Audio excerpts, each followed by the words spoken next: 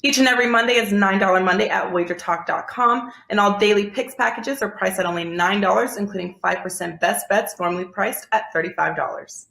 As an added bonus, any picks packages loaded early for Overnight Tuesday or action during the week will also be priced at $9 until midnight on Monday. So make sure to take advantage of getting these $25 and $35 picks for only $9 before the clock strikes 12 and they return to regular price.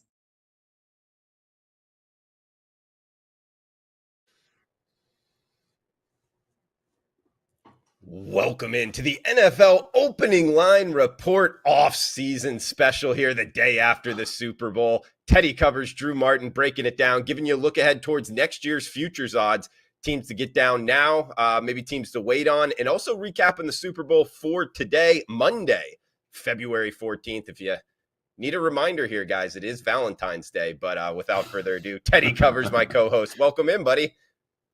Valentine's Day. Nothing but love today for you, Drew, and of course for all of our viewing audience. Thanks so much for tuning in. And again, we call it the NFL Opening Line Report. I think we call it that year round. But once the season officially ends, we spend time talking about the future markets. We spend time talking about off-season moves. We're going to talk about season win totals. We're going to talk about the draft. We're going to talk about college football openers. We'll talk about March Madness openers. Lots of openers we're going to talk about on the Opening Line Report, including, as you mentioned, Drew, the focus of today's show, we're looking at the future board for next year's Super Bowls. We're looking for some live long shots. But we'll touch on that towards the end of the show. To start out, we got to do some prop. There was some prop insanity yesterday when it comes to the Absolutely. What cashed and what didn't. And it started, of course, with the what we had the Bengals win the toss and it went head, and then the opening kickoff went for a touchback. A big loser for the wise guys. That started at plus 170 and closed as a favorite for the opening kickoff not to be a touchback. There was only one kick return for the whole game. So the under 5.5 kick returns was, the wise guys pounded that. That was easy. But on the opening kickoff, and I watched it real close, LA didn't want to return the ball. All right. That kick didn't sail through the end zone. That kick landed about 1 yard into the end zone. If he wanted to, we could have caught that at about 3 or 4 yard line and run.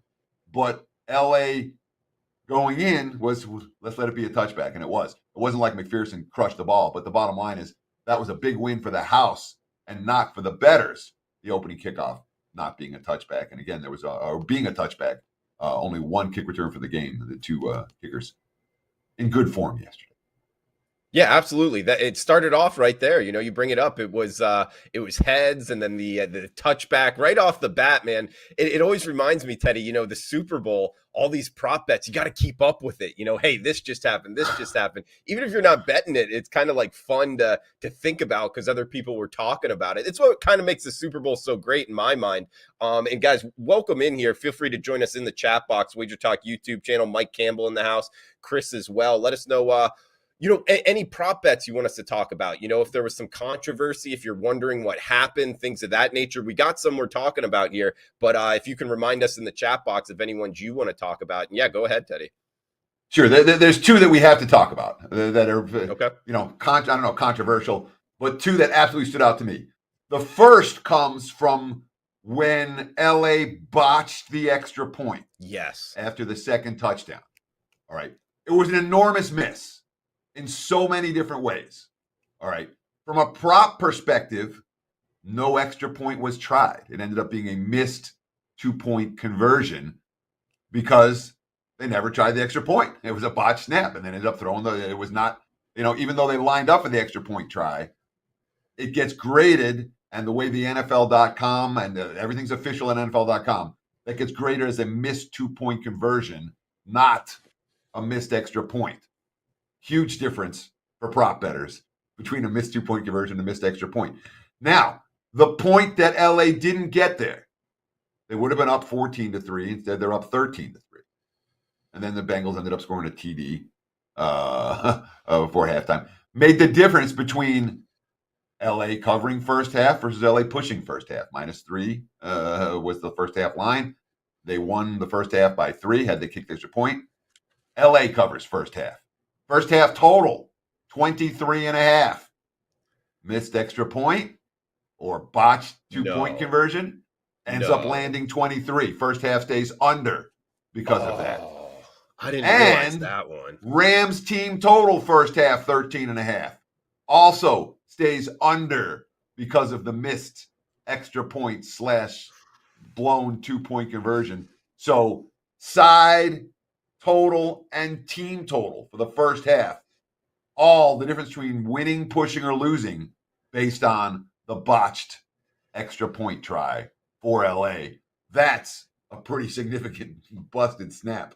If you had the Rams and over first half, team total over first half, pretty rough. What about Stafford rushing yards?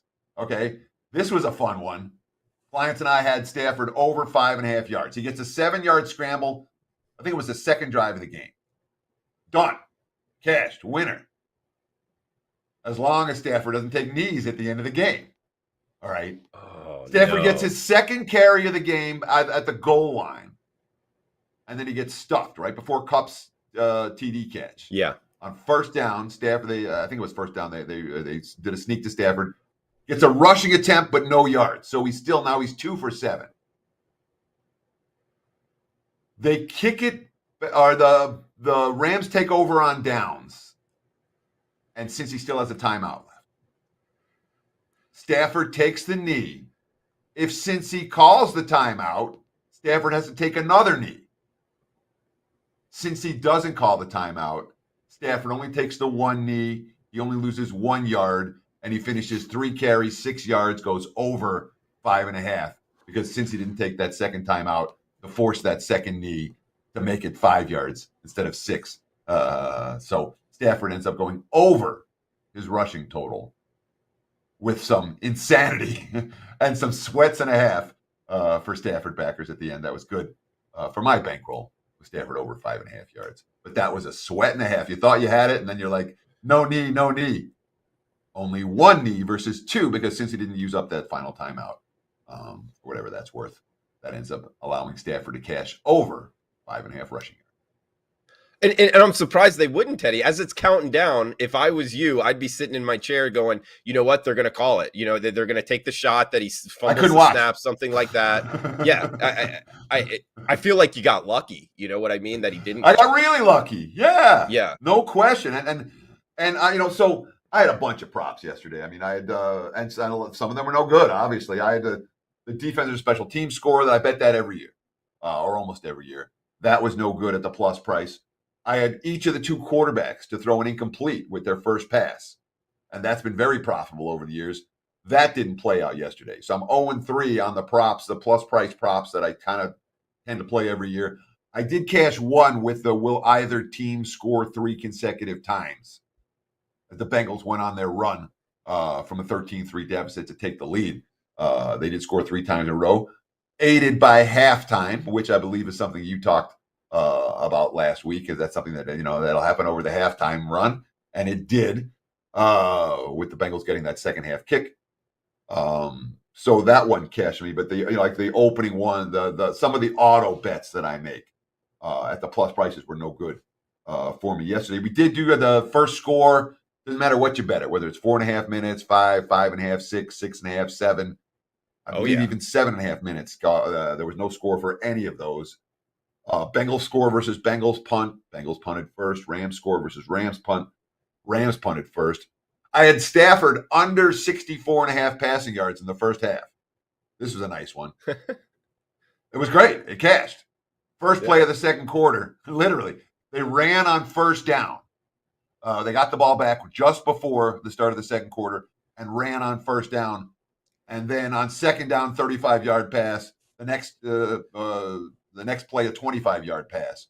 So literally, it was one play into the second quarter that Stafford eclipsed the 64.5 yards for his first quarter running, for his first quarter number.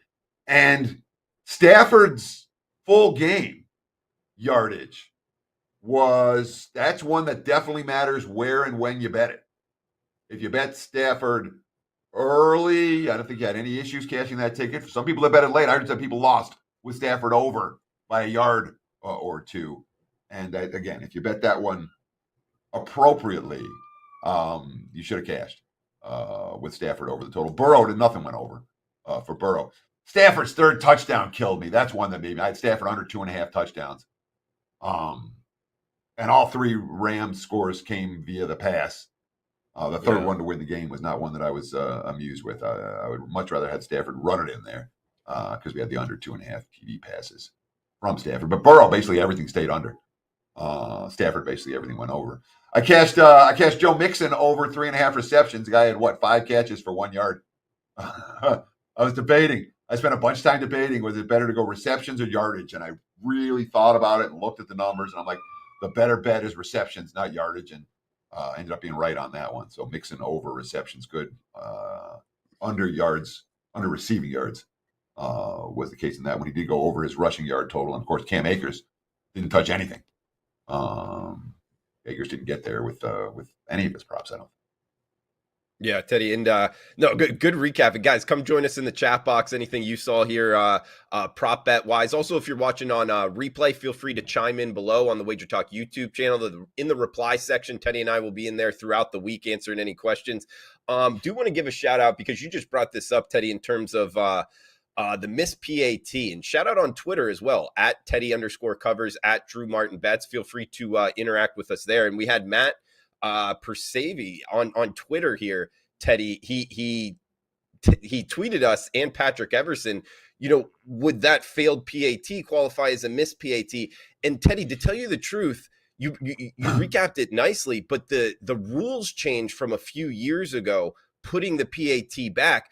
I was unsure because maybe they have to change the rules in terms of, if you're going for 2, it actually changes the location. That's why I wasn't sure if it wouldn't count, because his foot didn't touch the ball. And sure enough, it looks like they're going to count it that way. But I could see some controversy there, man. If I bet that big, I'd be pretty pissed off, and I'd try to fight that one. The rules are the rules. He didn't touch the ball with his foot. That's not. But you can't go for 2 from that far away. Do you see what I'm saying? You would go for 2 from like the 2. You can go for 2 because they went for 2. It's how the NFL.com website is going to grade it, and how it gets graded on NFL.com, that becomes official everywhere. And if the NFL calls it a missed 2-point conversion, it's a missed 2-point conversion. If the NFL calls it a missed extra point, it's a missed extra point. I got you. I agree with the NFL's decision for that. That's the way they do it. If you don't kick it, it's a 2-point conversion. Okay. Well, and I see what you're saying, Teddy, and it is the correct thing. It's just, that would be bothersome because of the rules change like that. It gets very confusing, but it leads me to my next question. I don't know if you saw this, Teddy. And guys, Teddy has been doing this for a while. I've been doing this for 8 years now as my straight job. And you can bet the exotics offshore, but in the legal market, Teddy, I don't know if you saw this. FanDuel Sportsbook put up Gatorade color to bet. Did you see that? Do you think there's going to be I didn't see it. Yeah. It was blue, right? Yeah, it was blue at a huge plus price. Joe Ranieri and I went over this. Orange was plus 180. A lime was right behind it at like plus 240, something like that. And then I believe blue was way up there, over plus 500. So there was some people that cashed in big. But do you think there's going to be any problems here in the next couple of years with legal sports books doing that? And, talking about the arguments coming the other way of it's one of those markets where there could be some fishy stuff going on, no? Sure. One man's blue is another man's green kind of a deal. Right. Yeah. I mean, to see a U.S. regulated sports book do that tells us that they at least have confidence they'll be able to grade it without an issue. In general, okay, when it comes to grading Super Bowl props, it's NFL.com. And that's real. I mean, literally whatever NFL.com says it is, that's what it is. When you have things like the color of the Gatorade or the length of the national anthem or whatever else that you can't bet here in the States that you can bet in the unregulated markets, that's where you're not getting official answers from NFL.com. And that leaves room for concern there. At some point, there will be a controversy. There always is. Oh, yeah. How big the controversy is, you don't know. But when it comes to grading props, you like it when here's the grading sheet. It's like an exam you take in school. Here are all the answers. Here's the answer code. NFL.com has the answer code for everything, but not for props like that, which could in theory create some concern. But I don't mind the U.S. books taking more interesting bets and more prop bets. I don't want to have to give the offshores the publicity that they don't deserve anymore. Yeah, no, I'm with you. I love seeing it as well. It's just part of me thought, hey, there might be some controversy here in the future. I hope they keep pushing the limit, because it's kind of weird. Who is regulating this? Who is on top of this? Is this Congress? Is this the SEC? I'm not really sure. Like, where is the iron fist coming down on FanDuel? It's all state gaming boards. There's right. not a federal regulation scenario. It's the each individual state gaming board would have each individual decision with DK or FanDuel or whoever it was. Yeah. Right. So if I'm running things there at FanDuel, I would push the limit too. Hey, let's get more money bet on here. Let's get more marketing opportunities. Gatorade color being one of the better marketing opportunities. So good stuff here, guys. Talking props for a little bit longer. Huge shout out to the chat box. We got a opening line report style on the NFL futures for next year. We're going to get Teddy's take, maybe a sleeper, maybe a front runner here, looking top to bottom on the FanDuel Sportsbook. Actually, some good plus prices here. Teddy, some things I noticed with the prop betting market. I'll pull up some of the bets that I bet. Cincinnati Bengals first play from scrimmage pass. I bet both of them pass. On the first play, I just saw, looking back at their play schedule for the last few games, they tended to do that with their first play. So I ended up betting both the Cincinnati Bengals and the Rams first play pass. Of course, one hit, one didn't. So it is what it is there. But first to throw an interception, Stafford minus 110, that one hit. And Teddy, this is something I'm going to do going forward here in the Super Bowl. The quarterback that has the propensity to throw more interceptions throughout the year, I'm going to bet them to throw the first interception going forward, just because we've seen it so many times. Actually, Joe Ranieri and I were talking about this on Saturday in terms of Joe Burrow's the type of quarterback to take the sack, to go down, whereas Stafford, when he gets in trouble, he kind of runs around and looks to throw it real quick. Sure enough, the interception comes from Stafford first. That was a nice cash there. And Teddy, last one here I wanted to throw out, because this is something I'm going to do going forward. I've done it the last 4 years, and I think it's the structural change. We've talked about this in the Super Bowl. The timing's off, the anthem. It affects the offense more so than the defense, and that's punt before score. 4 years ago, it used to be plus 125. 3 years ago, it was like plus 10. 2 years ago, it was plus 105. This year, it was minus 120. So they have been changing throughout the years. I don't think they've changed fast enough. Next year, it will probably be minus 135. Teddy, I'm going to bet it again. Punt before score in the Super Bowl is one of the best bets that I've made here in the big game, man. Yeah, I had both teams individually to punt before they scored yesterday. So that was, 2 winners. Even though the Bengals went for it on fourth, when the Bengals went for it on fourth down on that first drive, I'm like, oh crap, there's our punt gone. But they punted again before they scored, which worked out fine. But to see, you talked about that. What was the first prop you talked about, Drew? Because I wanted to touch on it now. I talked about the first offensive play being a pass for both teams, yeah, and then also Stafford to throw the first interception. Yeah, so when it comes to, I had each quarterback individually to throw an incomplete with their first pass. And again, that's something that is 13 and 17. Now it's 13 and 19 because both QBs threw completes yesterday. So it's 13 and 19 over the course of the last 16 Super Bowls. But the 13 pays out at plus 180. So it's been nice and profitable in that regard. Just like the defensive special team score. There's been no defensive special team score now in 9 of the last 16 Super Bowl. But when it pays out 2-1. So if you bet it every year, it's been profitable like that. I don't mind those type of props at all, Drew, where you're like, both, when you, as long as there's a thought process behind it, it's not complete randomness. You're like, I went back and looked at the game logs. They're throwing passes on first down. You got to, it makes a ton of sense to me. And when you split those props, when you have 2 props at plus 120, you split them, you just made money, So there's nothing wrong with that. How about this prop that has now cashed each of the it's cashed now is it 12 straight and 15 of the last 16 Super Bowls. Team to score last wins the game. Happened again yesterday with the Rams. That was minus 200. But that's, again, when it's 13 in a row and 15 of the last 16. The only one it didn't cash was the intentional Would have safety at the end of the Ravens 49ers game. Oh, okay. Which is a brutal I was going beat, to say, you know. yeah. Teddy, I The was team going to score say last it'd probably wins the be game. like a blowout fashion is the only way that's not going to hit, where the losing team just kind of scores a late touchdown. But I like that one, Teddy. And what kind of price point are we having to play? That was pay on $2. It was $2. Okay. Team score last wins the game. I like it. Yesterday. So Evan McPherson props. McPherson goes over his point total by a hook. Yeah. 7.5. He goes over 1.5 field goals. Total field goals in the game stays under 3.5 because Gay only hit the 1. And longest field goal of the game stays under. I think it was 41 yards. I had over 47.5. I was really hoping. Yes and no. I didn't want funny business in overtime, but I wouldn't have minded if Cincy hits a long field goal at the end of regulation to send to OT. But the big, obviously when you have a big ticket play on Cincy plus the points, you don't want OT. You don't want any funny business.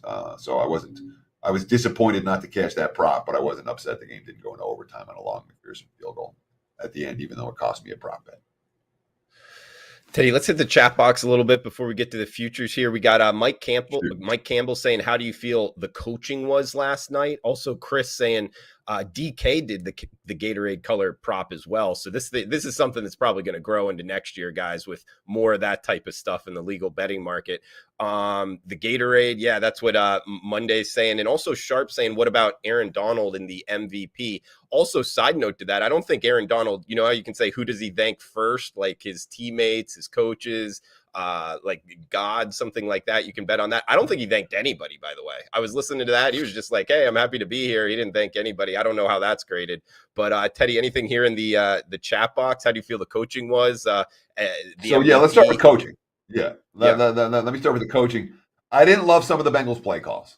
Hated that 4th down play. That I was just referring where they got stuffed at midfield on their opening drive. It was opening drive for Cincy. So I didn't love the play calling necessarily for the Bengals. A couple of times. I didn't love the play calling on their last drive either. What were they? They're 2nd and 1, right? And then they go incomplete. Yeah. Run gets stuffed, incomplete, and that's the end of the game. I don't like the way Joe Burrow played either, Teddy. I don't think it was all coaching. Like he just dropped back, kind of taking his time, not kind of intensely going after that 1 yard. That's the way I felt anyway. Yeah, I thought Burrow was. I thought it was going to be a QB draw on that last right. Play. Yeah, it should have. But again, it's Burrow taking the hits and taking the sacks. Sacks fly over yesterday, and still making plays, and that's what Burrow had done all year. And there was. But I'm not going to negative, my opinion of the two coaching staffs did not change dramatically after yesterday's game. I didn't think that Zach Taylor got badly outcoached or McVay was brilliant or anything like that. Two sharp young coaches, and I thought they both did fine. It wasn't an issue in my mind that coaching was a difference in that game. Did you think so? No, not really. I don't think nothing really impressed me. It was like, oh, great call. I wasn't doing that throughout the game. But at the same time, outside of that last drive by Cincinnati, but I think it was a combination of both Zach Taylor and Joe Burrow. I don't think, and granted, the play calling and the quarterback is a big part of this game, how they're playing. And in that last drive, I wasn't impressed there. But other than that, no, nothing really stuck out at me. Yeah, since he's had far better final drives to tie and win games than the one we just saw. Right. I'm with you. Right. Anything else from the chat? Yeah, the MVP on Aaron Donald, does that surprise you? Did he? I thought Cup won MVP. I didn't check that. Yeah, Cup won MVP. Okay. Yeah. Cup was I think 6-1, 8-1. Beckham scored the first touchdown. That was a nice price for anyone that grabbed that. But those props, in terms of the who's going to win MVP, who's going to score the first touchdown, they're all negative expectation props. All right. There's no way to beat those long term. Difficult to beat them short term. But anytime you have 20 choices and you have to pick the one out of the 20, it's difficult to do. And it's difficult to do that and make a prop and with any type of positive expectation. So Cup won over Donald. Yeah, I know a couple guys that had Donald at MVP. It wasn't a wrong side. But MVPs, it's sports writers voting, which I would say ups the randomness. And Kupp just caught the game-winning touchdown. I'm not surprised. Yeah. I mean, I think Higgins would have won it if, as opposed to Burrow, if Cincy would have won that game because he had the 2 touchdown grabs as well. But hard to say. Okay. Well, good stuff, guys. And also shout out to the other side of the pond here, Paul Blakeney, chiming in from Essex, England. Thanks for joining us. Teddy, anything else here, the props? Are you ready to get into next year's futures talk? Yeah, I mean, we could go on for props. We could go on all day with props. We really could in terms of our props recap. But yeah, let's shift our focus. I'm with you. We can't talk props all day. But listen, if you guys have any questions about props or how props are graded or anything like that, just throw them in the chat. I know. Last week was Super Bowl week. It was crazy. I was shooting national TV stuff all week. It was just nuts. But this week I'll have time to get in the chat. And if you go to YouTube, obviously you'll watch the replay on YouTube. I will for sure get in there if you have questions. I'll answer them, or Drew will answer them, or we'll both answer them. So, we get 2 opinions down there in the reply section.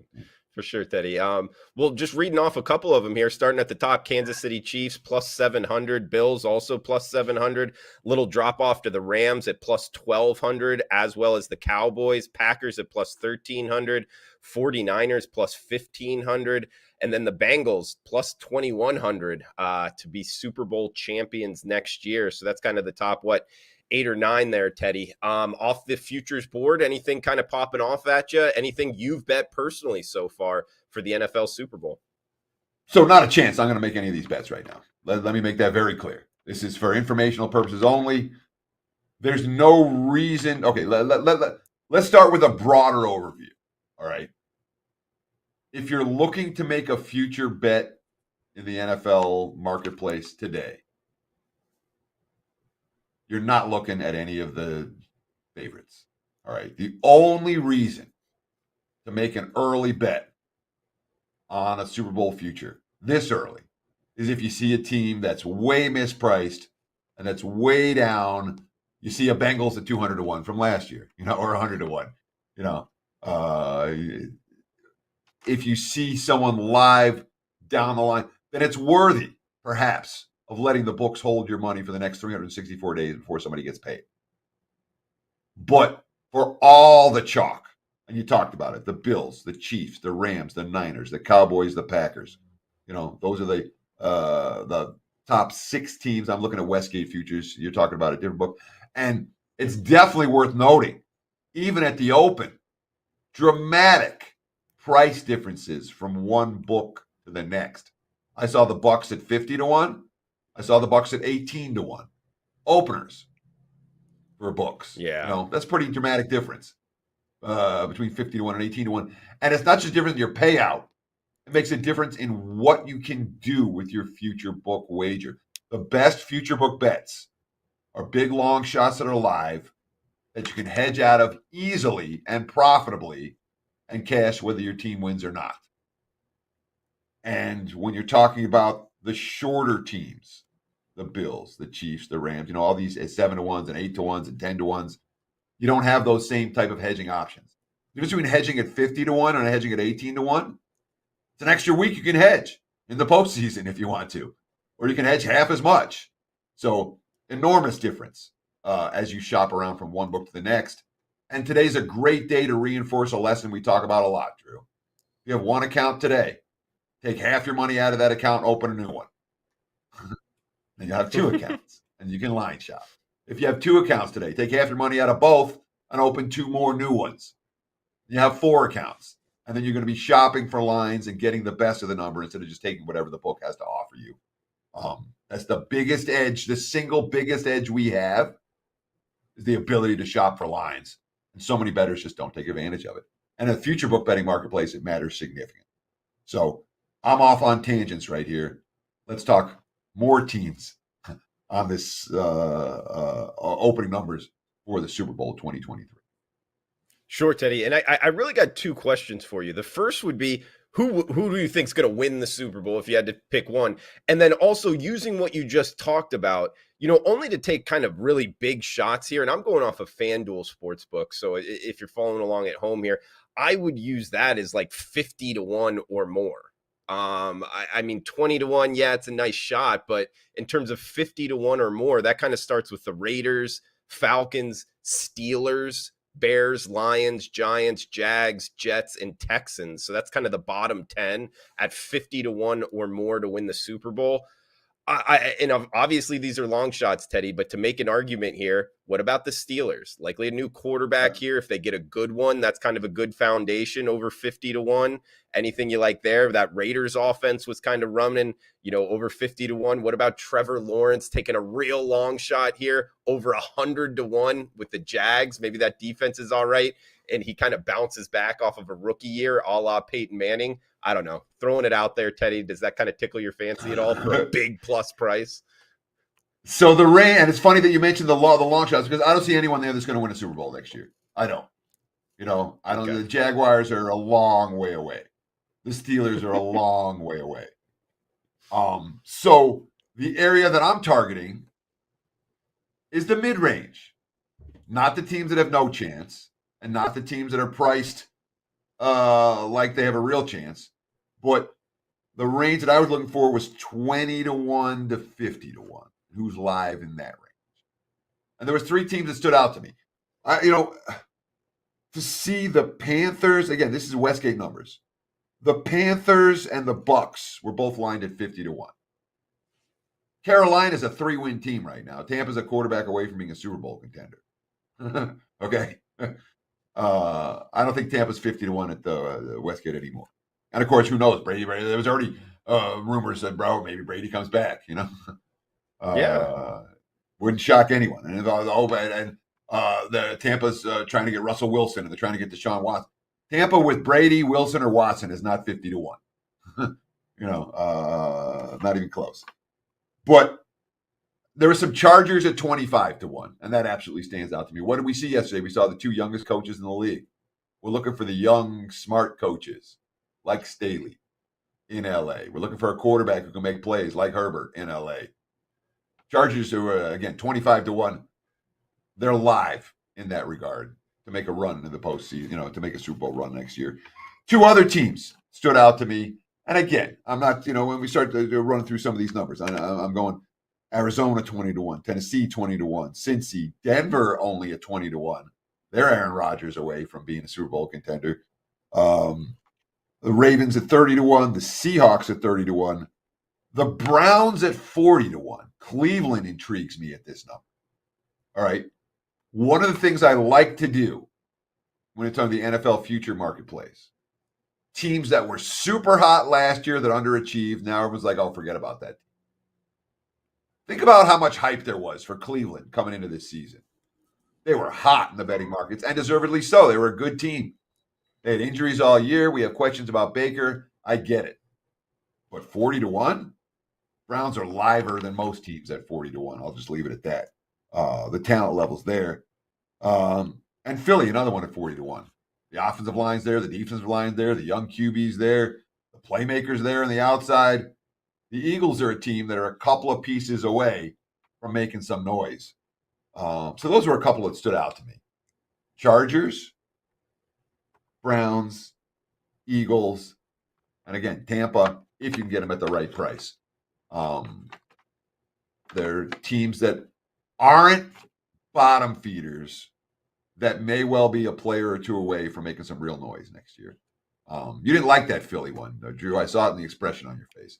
That's okay. Again, I haven't bet any of these, all right? If I'm going to bet, I'm going to wait. This is, because there's no urgency to bet 40-1 now. That 41 is going to be there tomorrow. We worry about these lines starting to move at the start of free agency. We worry about it starting to move at the start of the draft. We don't worry about them moving between now and the start of free agency. Nothing's going to happen with these numbers. They're going to sit, and the public's going to bet them for a week or 2. The wise guys won't come in at all on any of this stuff until we start to see the moves teams are making, bigger picture moves when it comes to free agency and salary cap ramification issues.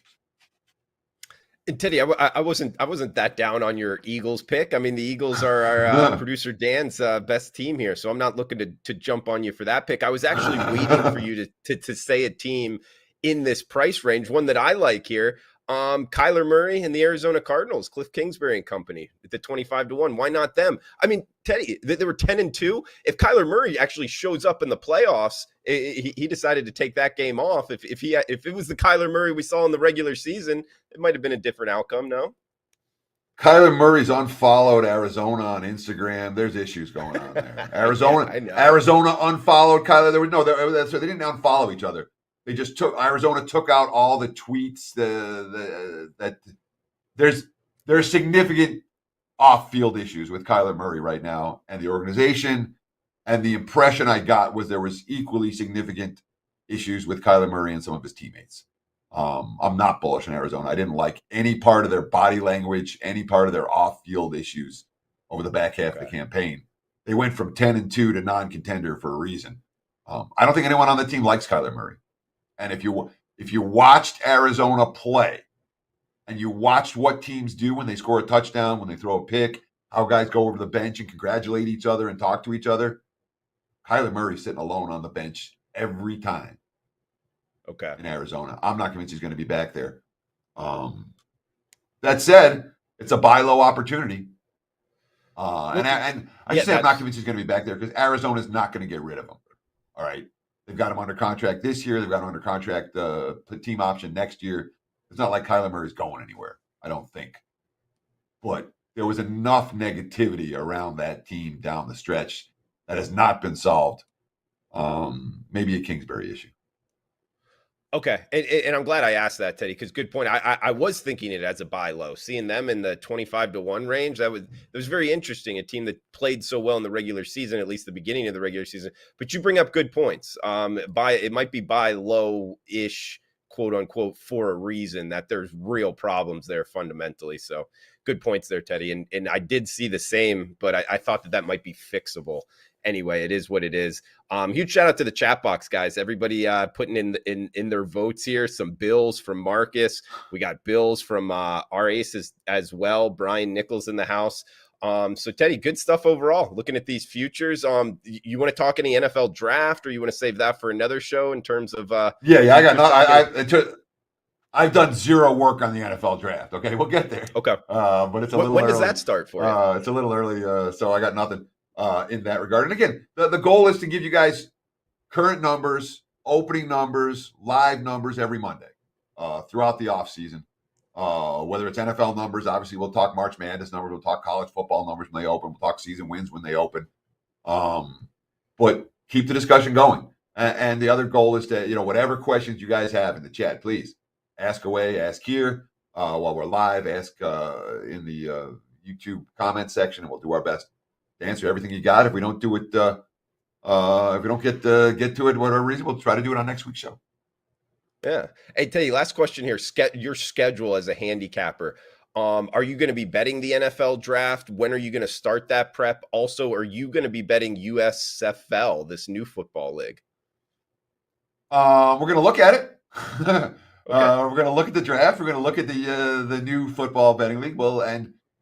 We'll start betting it when we see positive expectation opportunities. I can't tell you anything more than that.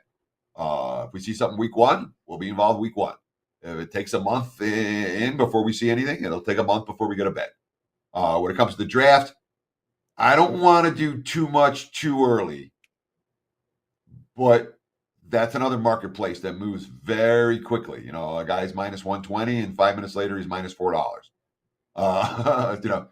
So to get drafted in a particular role, I tend to like the over-unders, over-under draft position on guys more than anything else for the NFL. And it's not something I bet super heavily, but it's something that we'll absolutely be looking at and talking about over the course of the next month or two.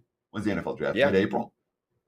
Yeah, something like that. And yeah, you're one of the best guys I could think to ask these questions. I mean, the NFL draft, it's kind of like a new market. Therefore, I think there is value, Teddy, especially if you can kind of get some of this information. And also the USFL. I remember back in the day, the Arena League, man, that's how you made some cash in that league. That's what's making me think you're going to be a good guy to look towards for information in betting this new league. I mean, I can't. I was wired in an arena football in a way that I'm not comfortable talking about on air. But we had very good sources in the Arena Football League. which helped. We don't have those same sources now for USFL, but it doesn't mean we won't find them or develop them over the course of the next month. The NFL draft, by the way, the power of Google is amazing. April 28th, the NFL draft starts. So the end of April, it's about 10 weeks from now. Good stuff from Teddy Covers on Twitter at Teddy_Covers. I'm on Twitter at Drew Martin Betts. Guys, we'll be back next Monday, 10 a.m. Pacific time. Feel free to reply down below in the reply section. Let us know what you thought of the show, what you're looking to bet. If you got any draft, if you got any USFL picks, we're interested in that. Any questions as well. For Teddy Covers, I'm Drew Martin. Please smash that like button, guys. We got the college basketball show coming up next, but we'll talk next Monday, 10 a.m. Pacific time. Come back and join us. Best of luck until then. Yes, according to the calendar, Valentine's Day is only one day, but at WagerTalk, we plan to celebrate this Sunday, Monday, and Tuesday. It may sound corny to say we love our customers, but you are the reason we work so hard to set the customer service bar at a whole new level. So instead of handing out chocolates or flowers, how about all 30-day, all sports, all access packages discounted to only $214? That's 30 days of selections from your favorite WagerTalk handicapper for under $50 per week. Valentine's Day is on $214, and to celebrate, on Sunday, Monday, and Tuesday, all 30-day all-access passes will be dropped from $299 down to only $214. No coupon code is needed, and there is no limit on how many handicappers you can lock up for $214 between Super Bowl Sunday and when the clock strikes midnight on Tuesday.